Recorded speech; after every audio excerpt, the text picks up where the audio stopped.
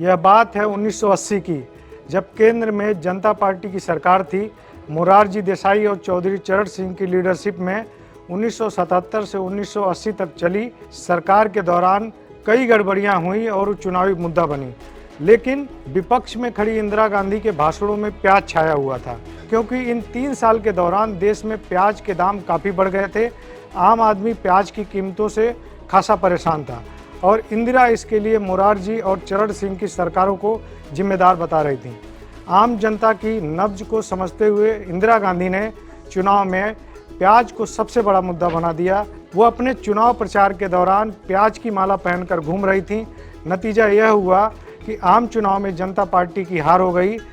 इसे देश का पहला प्याज चुनाव भी कहा जाता है। दोस्तों नमस्कार, मैं हूं ओम प्रकाश और आप देख रहे हैं किसान तक। कहा जाए कि प्याज की सियासत की शुरुआत ही 1977 से 80 के बीच हुई तो ये गलत नहीं होगा। दरअसल 1977 में मोरारजी सरकार ने सत्ता संभालते ही प्याज की फसल पकने के वक्त इसके निर्यात पर प्रतिबंध लगाने की परंपरा शुरू कर दी। किसानों से व्यापारियों के हाथ में प्याज पहुंचते ही प्रतिबंध हटा लिया जाता था। नतीजा यह हुआ कि एक तरफ किसान परेशान थे तो दूसरी तरफ मुनाफाखोरी से आम आदमी।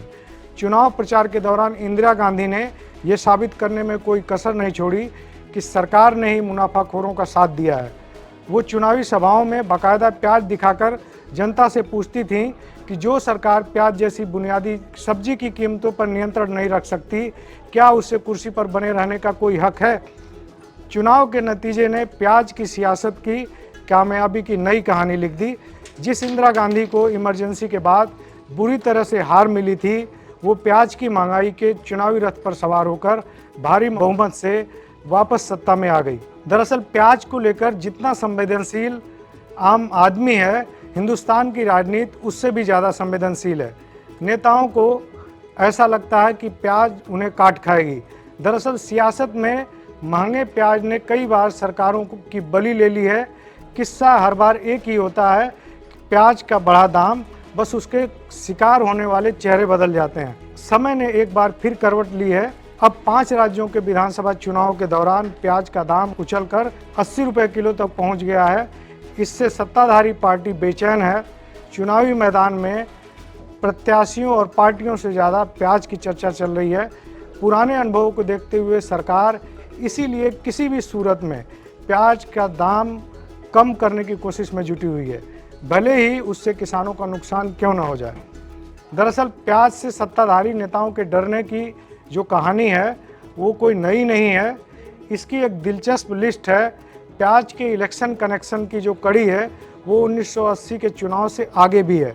ये सियासी किस्से बताते हैं कि प्याज के दाम बढ़ने से आखिर नेता क्यों डरते हैं। प्याज के दाम दिल्ली में भी चुनौती बने थे। प्याज के बढ़ते दाम के चलते बीजेपी को अपने 3 सीएम बदलने पड़े थे। तब बीजेपी नेता मदन लाल खुराना यहाँ मुख्यमंत्री थे। प्याज की बेतहाशा बढ़ती कीमतों ने विपक्षी दलों के हाथ सरकार को घेरने का बड़ा मौका दे दिया।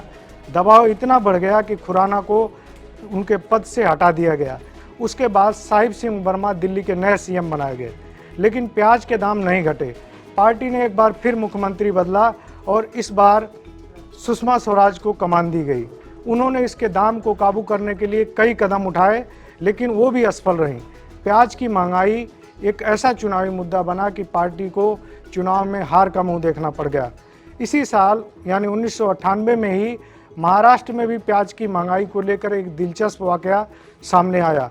दिवाली का त्यौहार था और इस दौरान राज्य में प्याज की कीमतें काफ़ी बढ़ गई थीं, जिससे आम लोग मुसीबत में थे। तब कांग्रेस नेता के तौर पर छगन भुजबल ने इस पर तंज कसने के लिए राज्य के तत्कालीन सीएम मनोहर जोशी को मिठाई के डब्बे में प्याज रखकर भेज दिया। इस तंज को कसने के बाद मनोहर जोशी ने राशन की दुकानों पर 45 रुपये किलो वाला प्याज सिर्फ 15 रुपये किलो में उपलब्ध करवाया। इसी साल राजस्थान में भी सत्ताधारी नेताओं को प्याज रुला रहा था। विधानसभा चुनाव में प्याज बड़ा मुद्दा था।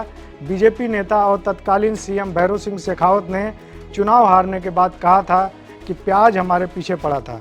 इसी साल बीजेपी की अगुवाई वाले राजग गठबंधन सरकार के प्रधानमंत्री अटल बिहारी वाजपेयी की सरकार भी गिरी थी।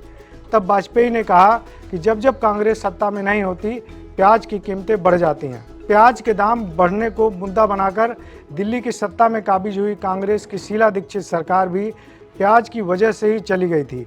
साल 2013 में विधानसभा चुनाव से ठीक पहले प्याज का दाम आसमान पर पहुंचने लगा था।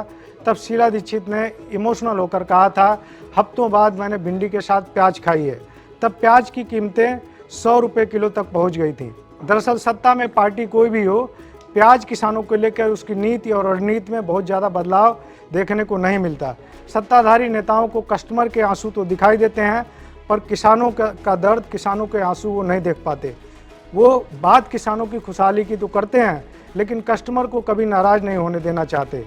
दाम बढ़ते ही इंपोर्ट और एक्सपोर्ट ड्यूटी का खेल शुरू करवा देते हैं, जिसकी चक्की में किसान पिसते रहते हैं और इसीलिए उनकी इनकम नहीं बढ़ती।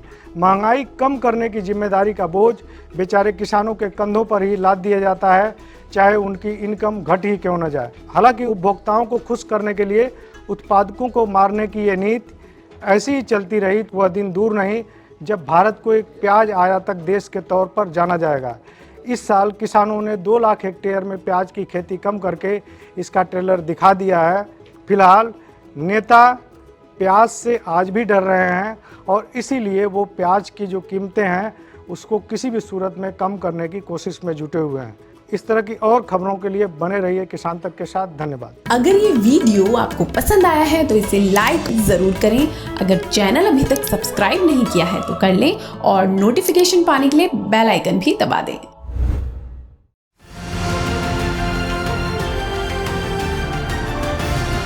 किसान तक खाना है तो उगाना है, किसान तक खाना है तो उगाना है, किसान तक खाना है तो उगाना है, किसान तक खाना है तो उगाना है, किसान तक खाना है तो उगाना है, किसान तक खाना है तो उगाना है।